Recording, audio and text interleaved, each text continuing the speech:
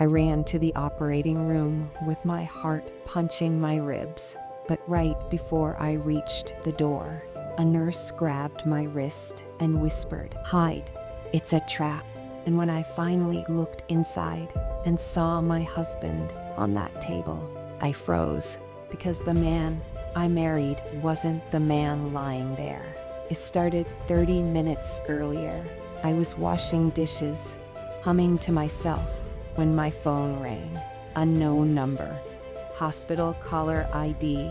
My stomach dropped. "Mrs. Margaret, we need you to come immediately. Your husband collapsed." I didn't think. I didn't breathe. I just ran. I remember leaving the faucet running, the plate still in my hand, water splashing onto the floor as I bolted out the door.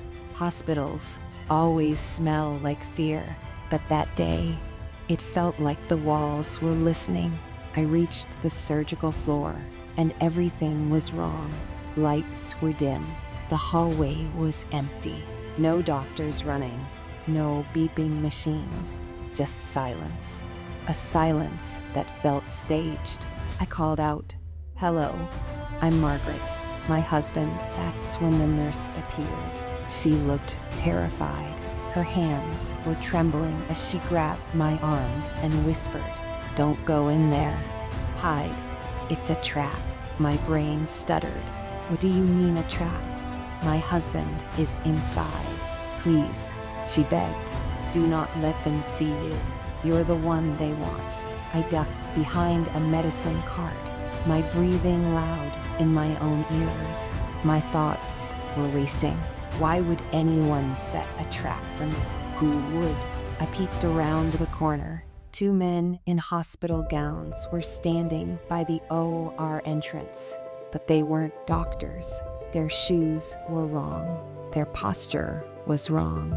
Their eyes scanned the hallway like predators. Then one of them said, "Where is she? The wife should be here by now." My blood turned to ice. They were waiting for me.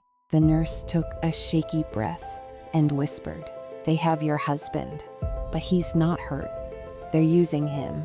If you walk inside, they'll take you too." I couldn't process the words, so I crawled a little closer, keeping to the shadows until I could peek through the tiny glass window of the OR door. And that's when my world split in half.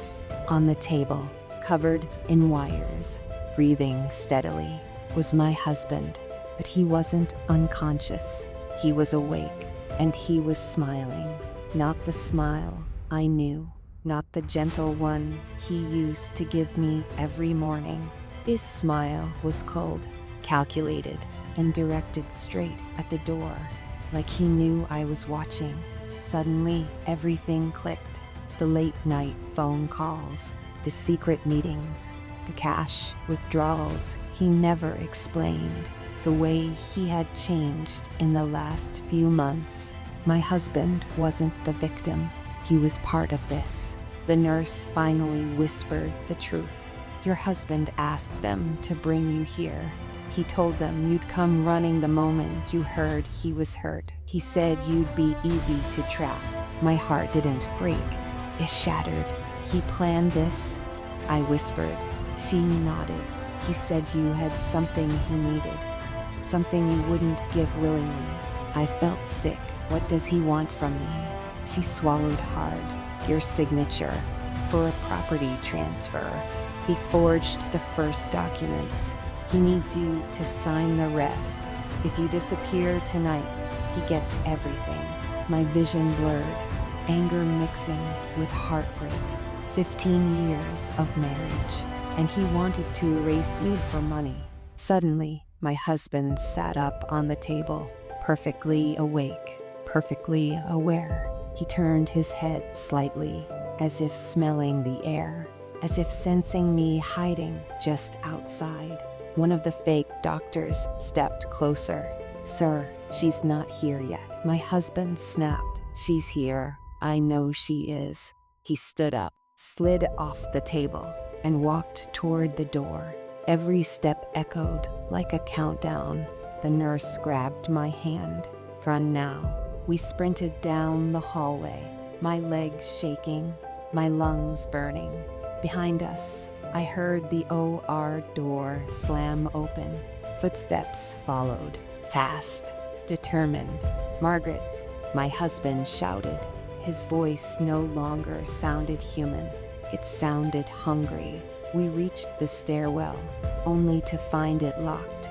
I felt tears sting my eyes. "Trapped. They're coming," the nurse whispered. I pressed my forehead against the cold metal door, ready to give up. But then I heard a click. A janitor, someone I had never noticed before, stood at the other end of the hallway. Key in hand, he pointed at us. "This way." We escaped through the basement exit. Cold air hit my face as we ran into the parking lot. The nurse collapsed against a wall, sobbing. "I'm so sorry," she whispered. I overheard them planning. I couldn't let them do it. I hugged her, despite my entire world collapsing. "Thank you," I whispered. Weeks later, detectives confirmed everything. My husband had been laundering money. He had debts, dangerous ones. He planned to fake his own death and frame me for the missing assets. He wanted full control of the property so he could disappear. And his accomplices, they were hired to make me vanish. But his plan failed because one brave nurse chose to save a stranger.